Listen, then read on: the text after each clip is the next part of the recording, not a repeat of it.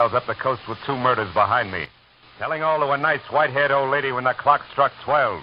From the pen of Raymond Chandler, outstanding author of crime fiction, comes his most famous character in The Adventures of Philip Marlowe.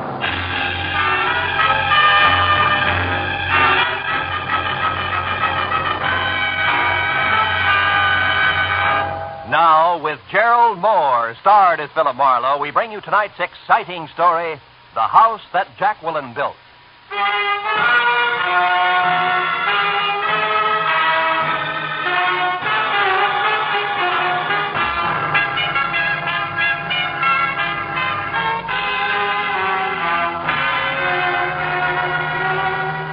They say the end of an old year and the start of a new is a good time to take stock.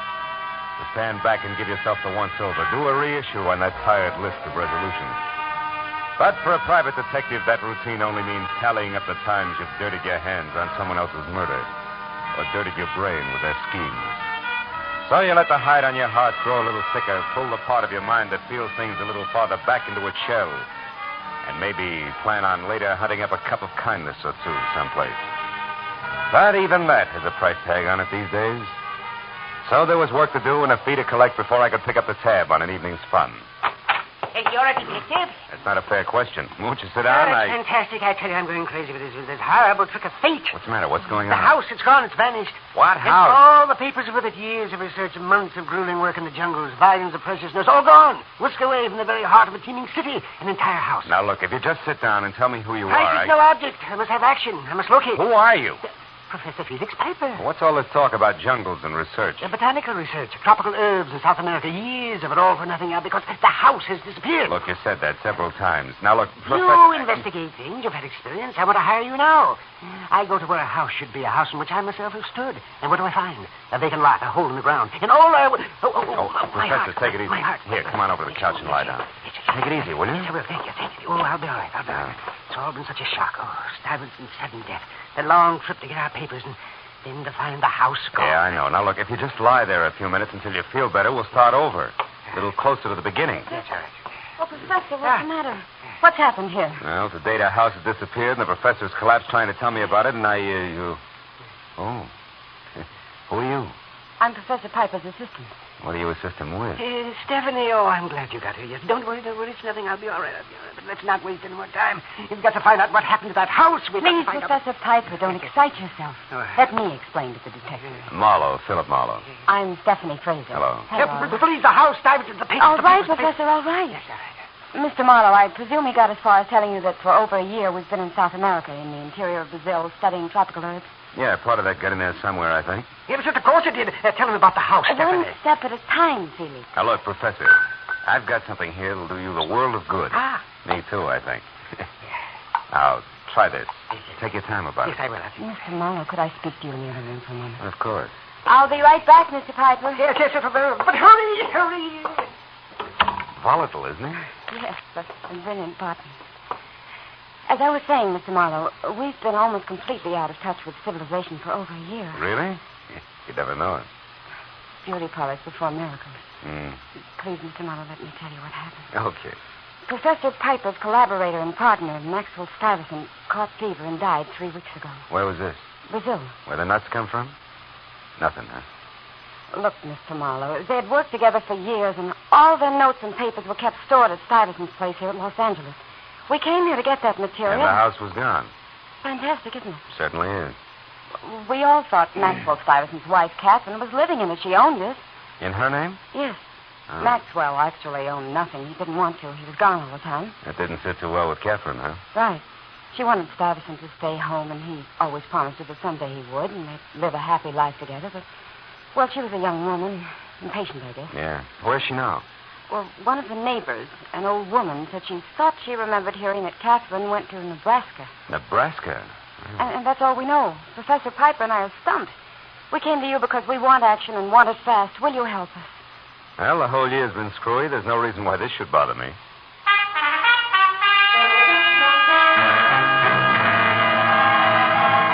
Tracking a runaway residence through the metropolitan wilds of Los Angeles didn't sound so tough.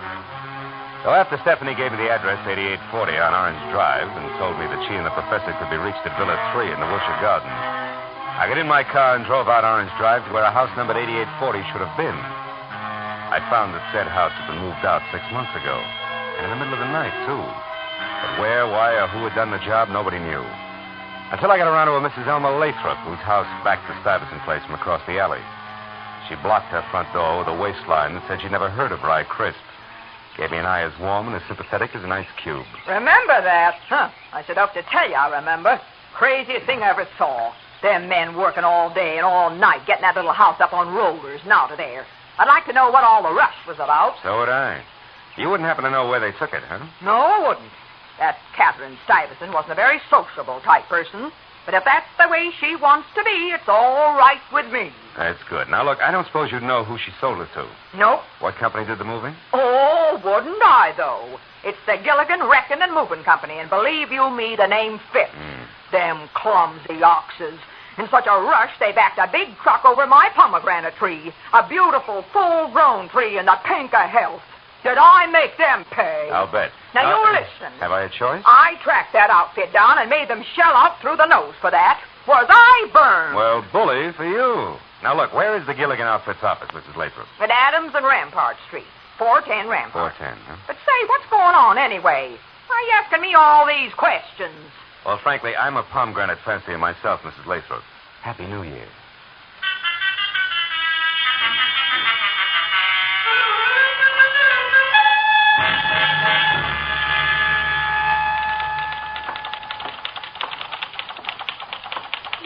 You want something? Yeah, this is 410 Rampart, isn't it? That's correct. Well, your sign outside says Blukman's Novelties. Are you one of them? Ashtrays, paperweights, bonds, Okay. and silver baby Okay, shoes. honey, okay.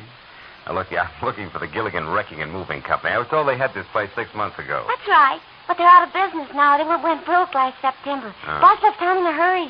How do you like that? Not much. Mr. Gilligan owed everybody wages, including my boyfriend. He used to work for Mr. Gilligan. That's how we met Bat. Bat? They were moving out as we moved in. It's a small world, huh? Getting smaller all the time. Now, look, I'd like to talk to your boyfriend, Miss, Bessie. Bessie. Well, Bat lives real close to here. The Beekman Rooms. Oh, thanks, Bessie. What's Bat's last name? Battenschlag. Who? Battenschlag. Yeah, anybody'd know that. Well, you better just call him Bat. All right. And, tell him to job around, will you?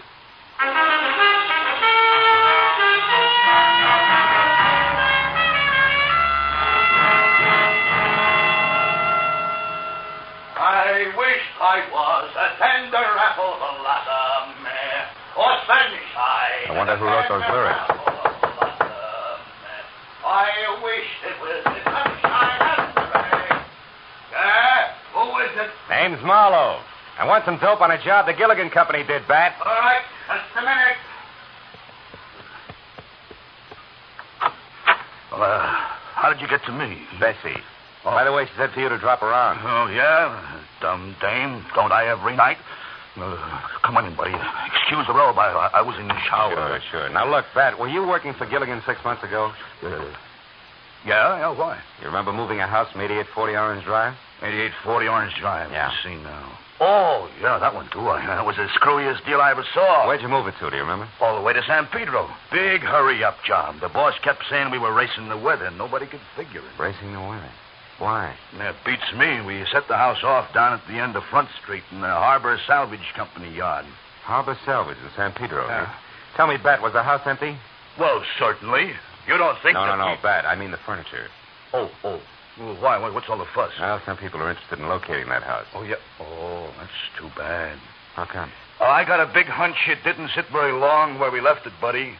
The Pacific Ocean was only 6 inches from the back door.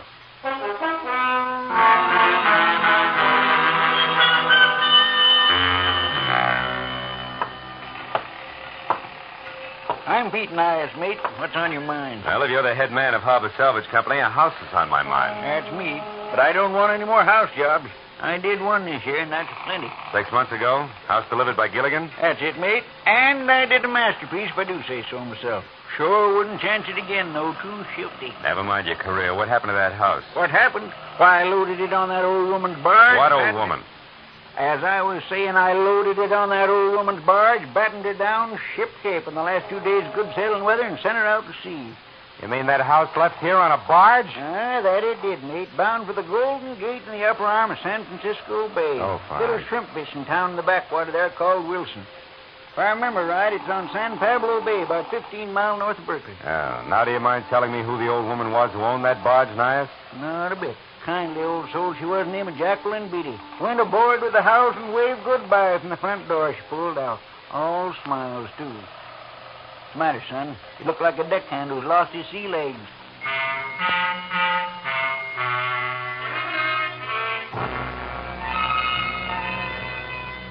What had started 3 short hours ago as a checkup on an L.A. resident had evolved itself into a chase up the coast after a houseboat, which was a project I distinctly did not want to jump into without first a nod from my client. In fact, I was ready to scuttle the whole business. So I found the phone and called Villa 3 at the Wilshire Gardens. Yeah, hello. Hello?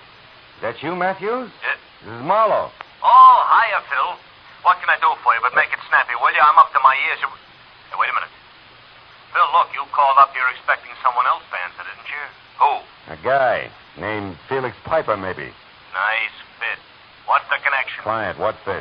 Ex-client, Marlowe. He's it. Somebody Huh? tagged him. Yeah, with a knife. A very fancy knife, like some Indians in Brazil use, the boys tell me. Oh. You better drop in here. Where are you now? San Pedro. What are you doing down there? Yeah, well, you wouldn't believe it, Matthews. Really, you wouldn't.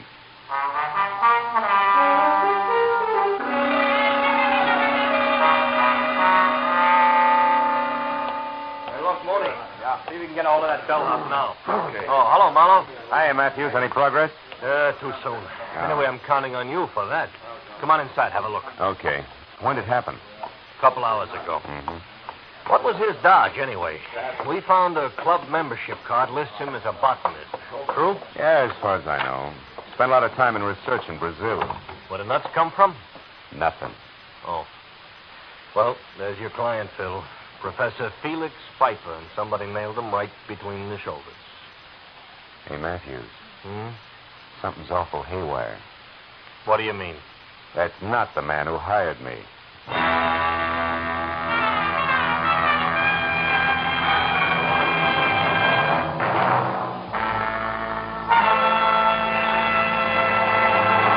In just a moment, the second act of Philip Marlowe.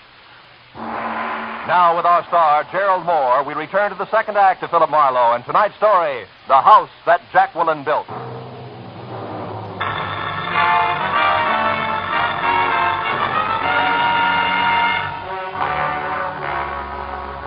When I told Detective Lieutenant Matthews that the crumpled form at our feet identified as Felix Piper, and the Felix Piper who had hired me were not one and the same, he arched a single eyebrow slowly. When I told him the rest of the story, both eyebrows practically leaped from his forehead. So all in all, it was 30 minutes of steady gab, my solemn word that what I had said was nothing but the truth, and a blunt reminder that a private detective's license is revocable before I was free to go back to my apartment on Franklin, while the police went to work. That made it exactly 4 p.m., when, key in hand, I reached for my front door lock, just as it swung in and away from me. Come in, Mr. Marlowe. Well, the globe-trotting Stephanie. How'd my place ever get on your map, baby? Please don't joke. Come in. Thank you. Lovely apartment you've got here. Mr. Marlowe, please. This is no time to be funny. Why not? Everything else plays funny. Your lost L.A. house turns up floating on the outskirts of San Francisco. What? A screwball botanist from South America who's maybe also a killer wants a bunch of hocus-pocus Also a papers. killer. Well, what do you mean, Mr. Marlowe? Felix Piper didn't kill Corday. Corday. That's his name, huh? You get around, don't you, kid? Yes, Martin Corday. He was on the floor of my villa when I got back. That's why I came here. The janitor left me. Yeah, and I thought let's I was not change the subject. Miss Corday, who is he? Or was he? scheming, ruthless man we knew in South America. An importer. Wait a minute. An importer wants a botanist paper? Come on, baby. Tell me the truth. Mr. Marlowe, there are no papers. Oh, that's great. You mean that all this about the house is phony, make-believe? No, it's true. But? But no papers. Only jewels. Oh, no. Rubies, Mr. Marlowe. In a little pouch. $30,000 worth hidden in the house. Where in the house? The fireplace, behind a brick somewhere on the right-hand side. You see, those rubies belong to Felix and that Maxwell Stuyvesant I mentioned. Now they belong to Felix alone. They were for their old age, The expression's nest egg. so they could carry on their work. You don't believe me? No, not quite, no. And for two very valid reasons. One, why'd you lie in the first place and say it was papers? Because we didn't know if we could trust you. And now with a man dead, you have to, is that it? No, I don't have to, but I do trust you, Mr. Marlowe. It may not be mutual, Stephanie. What do you mean? Well, if I buy all this, the jewels, Piper and Stuyvesant's unique retirement plan, Corday posing as Piper to some way cut in, there's a new hooker. Which is what? Corday's murderer. It should now be you or Felix Piper. No. Then who? Corday's partner. A swarthy-looking little man. I don't know his name. I last saw him with Corday in South America. You see, the original plan was that I come up here ahead of Felix. But he was too anxious. He couldn't wait. He followed almost at once. So? So, somehow or other, Corday and this swarthy man found out about our plans and decided that Corday should pose as Felix and as for their scheme. And what? Well, there must have been a double cross. Corday probably trying to do away with the swarthy man, but getting done away with himself instead. Where's Felix Piper now? In a second-rate hotel on Santa Monica Boulevard. Phone number there, do you know it? Phone number? Yes, I have it right here in my purse. All right. Crestview 8 something. Yes, here. Crestview 84144. 4144. Okay, here, you talk to him, Stephanie. My nerves won't take the chatter. What should I tell him? Mr. Felix Piper, please. Well, tell him for the time being we're going to skip the police. But you and I are going up to San Francisco on the next plane and then out to a place called Wilson to look for a houseboat. No less rubies. Yeah, also tell him to meet us up there at the Crystal Auto Court. You got that? It's a place I've stayed at a little beyond Berkeley. On the road to San Pablo Bay. All right. Stephanie, Felix. One moment. Yeah. Tell him to stay clear of swarthy men tonight. Especially small ones. They're dangerous.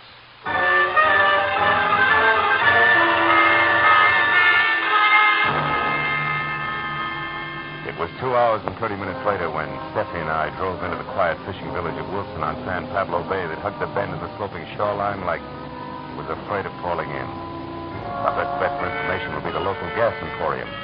So I drove my rented car in at a round-shouldered one-pump station.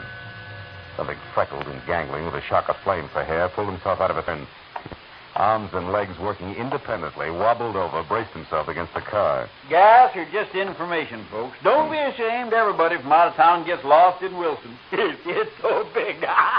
Ain't it funny? Look, if that's the case, we'll own up right away, Red. We're looking for a houseboat. Yes. Well, then you better try the water. This boy kills himself, doesn't he? Look, Red, we're in a hurry. This houseboat belonged to a lady named Jacqueline Beatty. No more jokes, huh? Yeah, don't worry. There's nothing funny about that. Screwy old widow. Believe me, she's sad. Sad? Why? Well, about 6 months ago, she took every cent she had, went down to L.A., bought a house, and bought a barge, and put them both together and come back here. To do what? To sit. To do nothing. All day and all night long. She never leaves. You know why? Nope. Neither does nobody else. Except that her husband was an artist, painted sea pictures, so she likes it around the water. But she's nuts, I tell you. Acts like the place is, acts like it's made of gold. Go. Now, look, Red, tell me, how do I get there? We're reporters from L.A. doing a story on her place. Oh, newspaper people, huh? Your reporters usually are, boy. Well, that's different. Smart, Ellie. It's 1 block straight ahead, then right, and down to the bay. Thanks, Red. Happy New Year. Yeah, it sure is.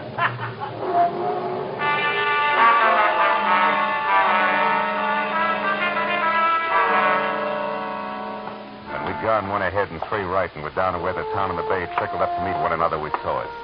A white 3-room cottage afloat surrounded by fishing boats and assorted barges. The front door opened at our knock.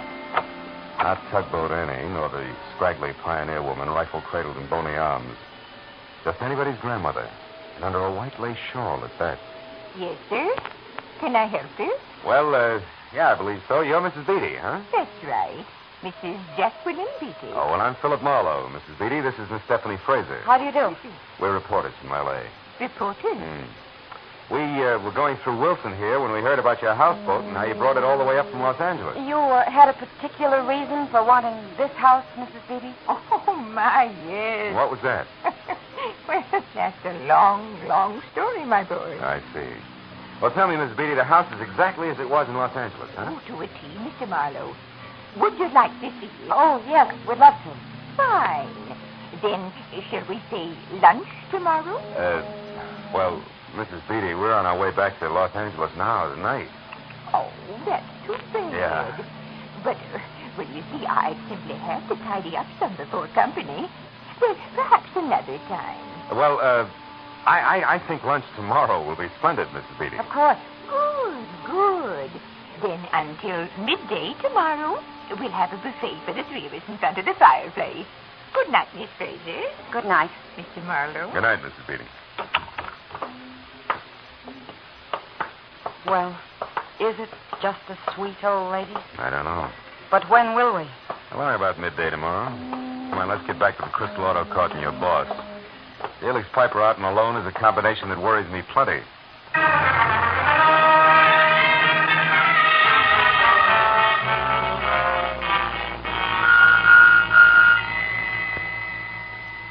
No, Mr. Marlowe. Mr. Piper hasn't shown yet, but he should any minute now. He called a half hour ago from someplace in Berkeley and said he was coming out here in a taxi. Well, now, let's see. A single cabin for Miss Fraser here, number 6. And a double, number 11, for you and Mr. Piper. Right, Mr. Marlowe? Yes, that's right, Mr. Crystal. Okay. Now, Miss Fraser, if you'll come along with me, I'll show you the way. Be back in a minute, Mr. Marlowe. I'll just tidy up Phil. Then I'll come back here and wait with you for Felix. I'm so worried. Yeah, I know. Well, he'll be all right once he's with us. I hope so, Phil. Oh, Mr. Crystal, can I call L.A. on this phone here? Oh, sure, Mr. Marlowe. Long distance is 110.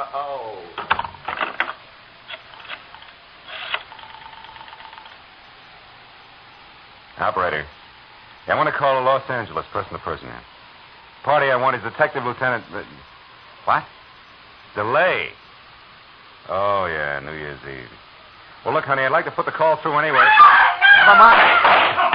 Marlowe, help! Over here! Near the big tree! He got away, Mr. Marlowe. And he killed her. It was a man. Get hold of yourself, Crystal. What'd he look like? Crystal! Take it easy, fella. Hold on tight.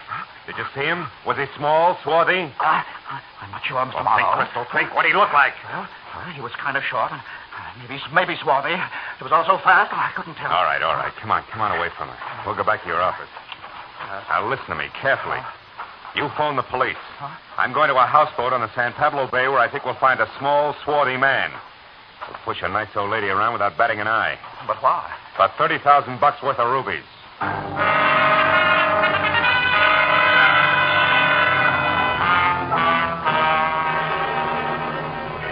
After I'd met Felix Piper and told him what had happened to Stephanie and brought him up to date on everything else, I slammed my right foot down hard on the accelerator and kept it that way until we were back at San Pablo Bay out of the car and running toward Jacqueline Beatty's houseboat, where I figured the swarthy man who seemed to know every move might show. But there I was wrong, because Jacqueline was all alone, safe and sound and surprised. Why, Mr. Marlowe, you weren't expected till midday tomorrow. And that girl, isn't But she? she won't be with us, I'm afraid, Mrs. Beatty. By the way, we're not reporters, Mrs. Beatty. The lady in question is dead, and so is another man. Oh. And all because of $30,000 worth of rubies in a pouch that's behind one of the bricks in that fireplace. Yes, and I'm going to find them right away. They've got to be here. And this poker should sound them out in a hurry, yes. What's that, Joe? Mrs. Beatty. We've been too long. The news of these rubies doesn't seem to surprise you. Hey, What is it, Mr. Marlowe? a hunch, Mrs. Beatty. Get out of the way. A gun. Yeah. For a man named Corday. What is it, Marlowe? What did you say? Corday. As in Martin Corday, and it looks like I was right. Yes, but it may not do you any good. My shoulder. Oh, Mr. Marlowe, is he going to die? Not until the state gets its hands on him. Yes. You see, Mrs. Beatty, he's killed twice tonight, right, Corday? Come on, if you want an ambulance, talk. Yeah, they had it coming on them. Stuyvesant was double-crossed by Piper on his deathbed. Stuyvesant wanted the rubies to go to his wife, Catherine. Hold it, Mrs. Beatty. Go on, Corday. The real Piper was a crook, huh? Decided to get the jewels himself. Is that it? Yes, but he was also dumb. No. Stephanie, the secretary, crossed him for a pretty deal with me. It was all her idea. Going to you for help with me, posing as Piper. Oh. Go on. Oh, Mr. Marlowe. Go on, Corday. Yes, and Stephanie decided to double-cross me. After you stabbed the real Piper because he got up to L.A. in your villa sooner than expected, huh? Yes, but she couldn't cross me. I was following her all the time. She didn't phone you from my place? No. I was outside your door then, and she was talking to a number she made up. You're lucky you handed her the phone when you did. If you hadn't, she would have shot you. It was all lies. It was lies. the swarthy man included. There isn't one. Mr. Marlowe, he's... Just unconscious, Mrs. Beatty. I'll get an ambulance. Yes, hurry. I'll show you where the phone is. Yeah. After you tell me about the jewels, huh? The rubies, Mrs. Beatty. Your lack of surprise about them being hid in the fireplace, I mean. How come? Well, I found those 6 months ago when I bought this house from Catherine Stuyvesant in Los Angeles. By the way, Mr. Marlowe, how did you know that man was Corday? Fireplace, honey. He went to the wrong side. It was worth a shot in the dark. Well, the phone's over there. You know, I noticed the loose brick on the right-hand side of the fireplace the moment I walked in. You see, I built this house with my own hands. Really? Why'd you move it up here, honey? Because my husband and I spent our honeymoon in this house. And we found our happiness here at San Pablo. Oh. You also found the rubies and sent them back to Catherine Stuyvesant? Yes, Mr. Marlowe. Well, Happy New Year, Mr. Marlowe. Happy New Year, Jacqueline.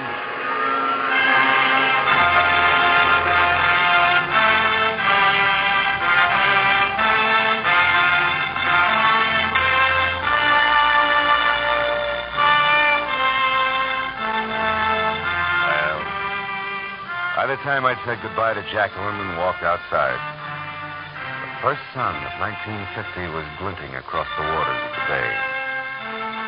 1950. Another chance for Marlowe and for the world. I hope we both do better with it this year.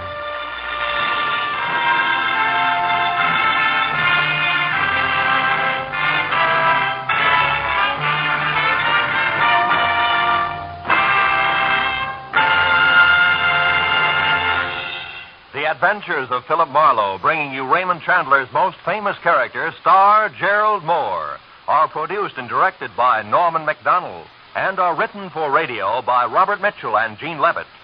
Featured in the cast were Lois Corbett, Howard McNear, Georgia Ellis, John Daner, and Parley Bear. Detective Lieutenant Matthews is played by Larry Dobkin. The special music is composed and conducted by Richard Orant.